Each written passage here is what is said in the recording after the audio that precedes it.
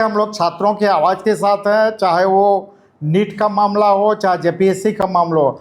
हर मामले में इस तरह की अनियमितताएं बरती नहीं जाए। कोई कार्रवाई जेपीएससी में नहीं हुआ था। पहली बार ऐसा हुआ कि जेपीएससी में सीआईडी का छापामारी होता है। ये राज्य के लिए दुर्भाग्य है, जेपीएससी के लिए दुर्भाग्य है और झारखंड पर एक बड़ा सा धब्बा लगा है। निश्चित रूप से ये लिपापोती के लिए किन्हीं का रिजाइन करने से जो जेपीएससी पर जो धब्बा लगा है, जो सरकार पर धब्बा लगा है, रिजाइन स्वतः दिए हैं या दिलाया गया है, जो भी हो। दूसरा जो महत्वपूर्ण, इतनी जो हड़बड़ी का कारण क्या था? ये इतनी जल्दी रिजल्ट देना, असंवैधानिक तरीके से रिजल्ट प्रकाशित करना, बिना सदस्यों की सहमति का परिणाम जारी करना और परिणाम जारी करने के बाद जो परिणाम ही वो असंवैधानिक है, फिर तुरंत में मेंस का एग्ज़ाम लेना, फिर ये करना। इसके पीछे अगर मैं आप जाएंगे तो इसका कारण था कि जितना जो कुछ है सारा अपने कार्यकाल में सबका लिपापोती कर ले, यही मूल मकसद था। तो ये मकसद नहीं पूरा होता हुआ देखते हुए लोग कुछ भी कार्रवाई कर लेते हैं, कुछ भी अपना निर्णय ले लेते हैं।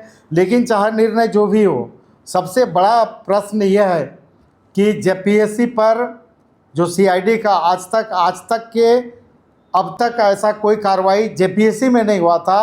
पहली बार ऐसा हुआ कि जेपीएससी में सीआईडी का छापामारी होता है। ये राज्य के लिए दुर्भाग्य है, जेपीएससी के लिए दुर्भाग्य है और झारखंड पर एक बड़ा सा धब्बा लगा है। तो इस धब्बा जो लगा है, इसके लिए जवाबदेह कौन है? इसकी जवाबदेही राज्य जेपीएससी पर ही नहीं है, राज्य सरकार पर भी है और राज्य सरकार को भी इसकी सामूहिक और नैतिक जिम्मेवारी लेने की आवश्यकता है। ये तो राज्य का मुद्दा है, देश भर में भी नीट पेपर लीक का मामला चल रहा है। दिल्ली में युवा जो है वो प्रदर्शन कर रहे हैं। क्या आजसू को उनका समर्थन मिलेगा, क्योंकि आजसू छात्रों की आवाज़ उठाती है? निश्चित रूप से हम लोग छात्रों की आवाज़ के साथ हैं, चाहे वो नीट का मामला हो, चाहे जेपीएससी का मामला हो। हर मामले में इस तरह की अनियमितताएं बरती नहीं जाए।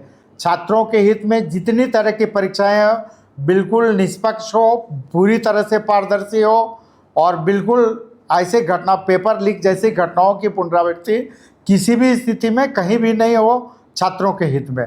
और अगर कोई भी एजेंसी करता है, चाहे भारत सरकार का हो या राज्य सरकार का हो, उसके विरुद्ध में सख्त से सख्त कार्रवाई हो और सरकार ये सुनिश्चित करे कि भविष्य में इस तरह की घटनाओं की पुनरावृत्ति नहीं हो। मामले में केंद्रीय शिक्षा मंत्री के इस्तीफे की मांग की जा रही है, क्या स्टूडेंट के स्टैंड के साथ हैं? निश्चित रूप से आप सभी लोग जान रहे हैं कि सीबीआई जो पेपर लीक नीट में हुआ था, नीट पेपर लीक के मामले में सीबीआई जांच कर रही है और इस सीबीआई जांच के क्रम में आप देखोगे कि दर्जनों लोग जो उसे जुड़े हुए लोग थे अभी तक जेल के अंदर जा चुके हैं और कई लोग अभी सीबीआई के रडार में है। तो निश्चित रूप से भारत सरकार ने त्वरित कार्रवाई करते हुए पूरे प्रकरण की नीट पेपर लीक का सीबीआई के जिम्मे सौंप चुका है और सीबीआई पूरी ईमानदारी और पूरे पारदर्शी और पूरी निष्पक्षता के साथ कार्रवाई कर रही है और बड़े बड़े दर्जनों लोग जेल जा चुके हैं और आने वाले समय में कई लोग रडार में है। चाहे वो कोई भी हो, कितना भी बड़ा हो, कितना भी दबंग हो, सीबीआई के हत्थे आएगा, वो जेल जाएगा। सर, आपने कहा कि राज्य सरकार की जिम्मेवारी है, जेपीएससी की जिम्मेवारी है गड़बड़ियों को लेकर। विपक्ष की कोई जिम्मेदारी बनती है छात्रों के प्रति या नहीं? ये सिर्फ सोशल मीडिया और इस तरह के प्रेस कॉन्फ्रेंस, बीजेपी को भी साइड करिए, इंडिविजुअल आजसू की तरफ से। निश्चित रूप से हर विपक्षी दल या जो भी राजनीतिक दल है, सबका नैतिक कर्तव्य है कि अगर इस तरह की मामला है तो हर मामले में छात्रों के साथ या जो बरती गई अनियमितता हो उसके विरुद्ध में आवाज़ बुलंद किया जाए। और आप देखे होंगे कि लगातार 2 जुलाई को रिजल्ट आता है।